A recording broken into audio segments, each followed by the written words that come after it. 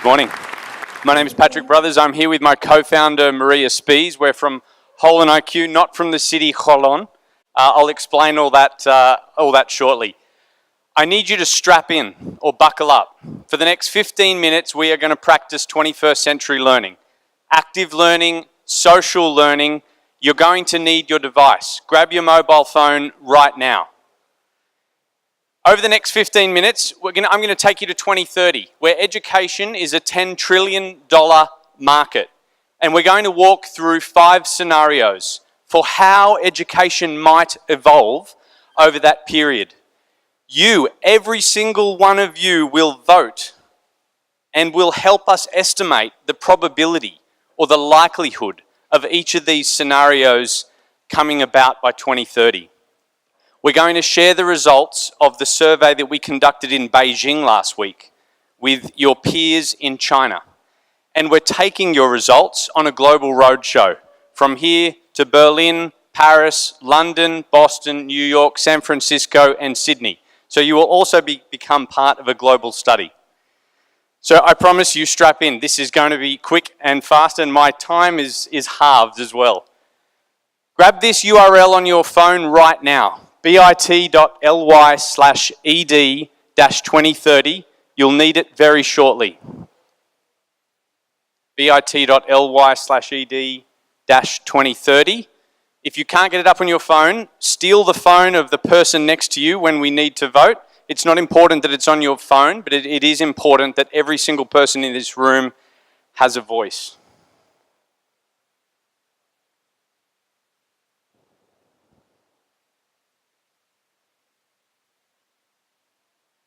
Not yet. That's it. That's my vote. Okay. I'm lucky I've only got half the time. Most of my points were raised by the previous speakers, by the professor as well. We took a top-down and bottom-up approach to answering the question, what might education look like in 2030? In every way that schools, universities, governments, investors, entrepreneurs act and plan, they are making implicit forecasts about the future. So the question we wanted to answer was, what might education look like by 2030? And what does the world think education will look like in 2030?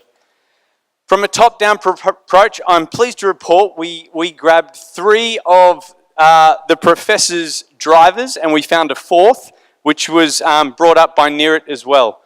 Globalization and economic growth, enormous. The population growth and the demography, we've got some stats that support all of the professor's points. The future of work and skills and advancements in technology. In each scenario, we were looking for changes to the structure of how education is organized as an industry and changes to learning models, the actual fundamental ways in which we learn. We looked at a whole bunch of dimensions that we might think about these different scenarios. The balance of power between the government and the market, mass access versus the elite, public benefit or private good. The stats are overwhelming. They really are. And Professor Trachtenberg alerted us to many of those this morning. This is population change by highest educational attainment through to 2030. There will be more than 1 billion learners added on top of the 1.5 billion learners we have today out to 2030. There is no way the education system we have today can scale to deliver those needs. More than 700 million more children completing secondary school. More than close to 400 million people completing post-secondary education. Through to 2050, this number goes up to 2.4 billion more people we need to move through education. And as has been raised in every single speaker's point, not for the elite, but for the masses. We've projected the spend, the global spend around the world of global education and training. And it's very, very difficult to track. But in summary, we spend about 6 to 8% of gross world product or GDP on education. It's not all tracked through the government. There is much spend in pre-K, in corporate learning, in lifelong learning, in all of the informal education that we see developing more and more. And that $10 trillion will be spread across K-12, consuming more than half of that 10 trillion as it does today, with increasing spend in post-secondary, corporate, lifelong learning, and pre-K, which again has been raised by all of our speakers. We are becoming more aware of how critical this phase is of learning. That was our top-down approach. Our bottom-up approach was to ask, what is the world saying about the future of education? And we've turned to machine learning ourselves to do that. Every dot on this map is one of 5,000 professors, journalists, entrepreneurs, investors, someone who has expressed a specific view about the shape of the future of learning. This machine learning algorithm clusters these views into like-minded views and like-minded clusters. We then compare our top-down analysis with this bottom-up analysis to develop 5 scenarios for how we think education might look in 2030. We call them education as usual. We're pretty self-explanatory. Regional rising, global giants, peer-to-peer, and a robo-revolution. Each of those scenarios is then mapped across all of those dimensions for us to really understand at a rich level what's different about these scenarios. So let me take you really quickly through them. Grab your phones, because once I've finished these 5, you're going to vote. Education as usual is about the system we have essentially incrementally scaling to cope with the demand that we have. Funding is from government. Institutions remain the primary source. The traditional sector, though, is unable to scale, so we see a rise of the more informal learning. EdTech really comes to the fore, but we struggle as an economy to keep up. Regional rising is where countries decide that they alone do not have the resources to scale to deliver on these needs. And we see parts of the world, such as ASEAN, Africa, the Middle East, North America, grouping together, sharing curriculum, sharing resources, sharing talent, enabling talent mobility, and we see regions come to the fore. Global giants is the rise of the titans, whether they are mega universities around the world that have consumed hundreds, maybe thousands of institutions underneath them, or global giants like the Amazons, the Googles, the Facebooks, who also have come to the fore in learning and in education.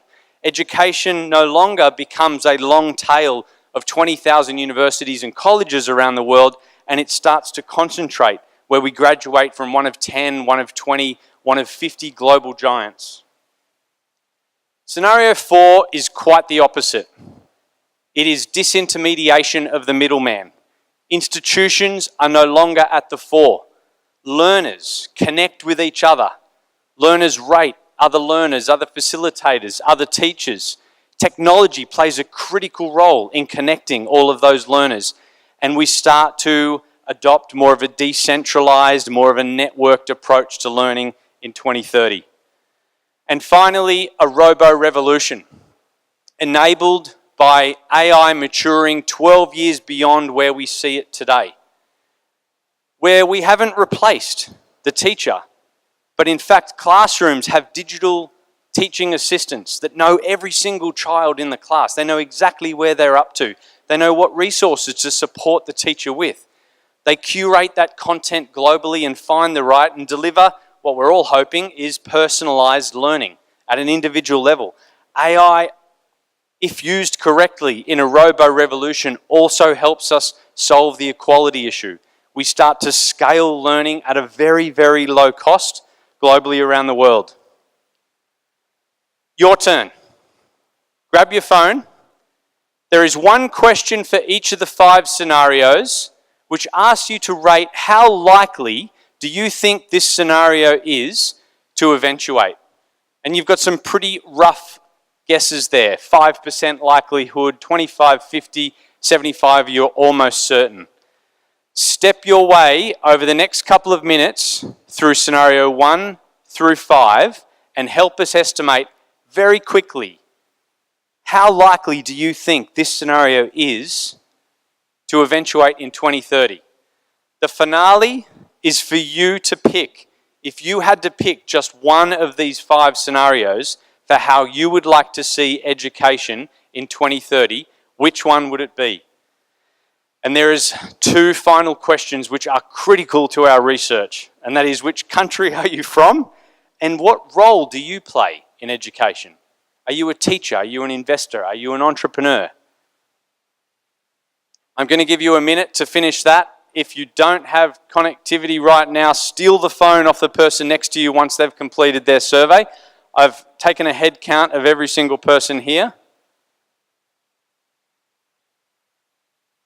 While we're doing that, AV team, can we switch to the results screen?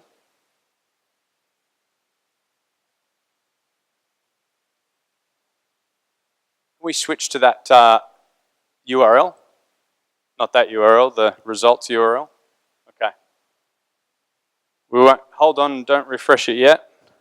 Don't spoil the surprise. Oh, okay, go for it. Okay, I'll give everybody another minute.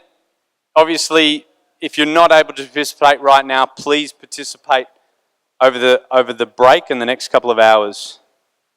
Okay, 59 people. Can we do another refresh?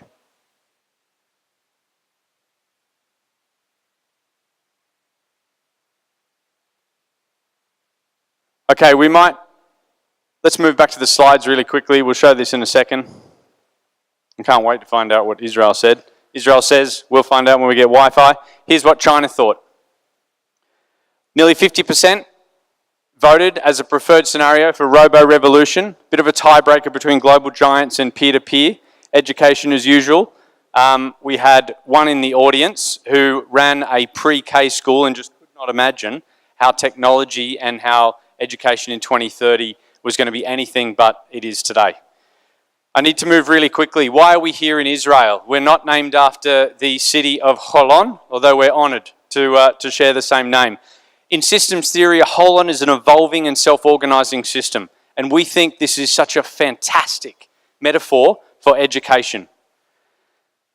We take lots of information, as the professor talked about, and try and turn it into knowledge to support decision makers in education to advance us. Our mission is to connect the world with the technology, the skills and the capital to transform education.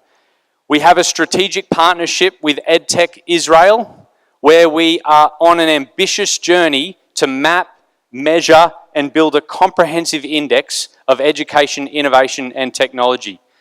Obviously in Israel, working closely with all the initiatives here, and our role is supporting the team here and connecting them globally as well.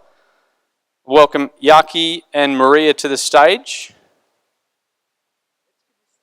Keep this slide up. One more.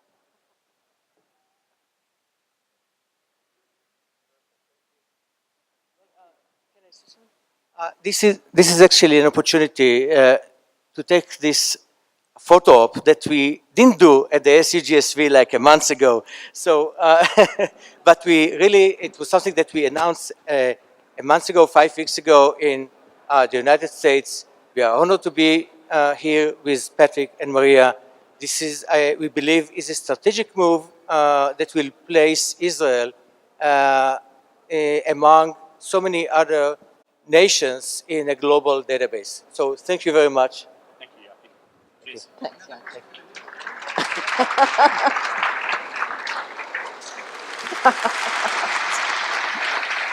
We have some results.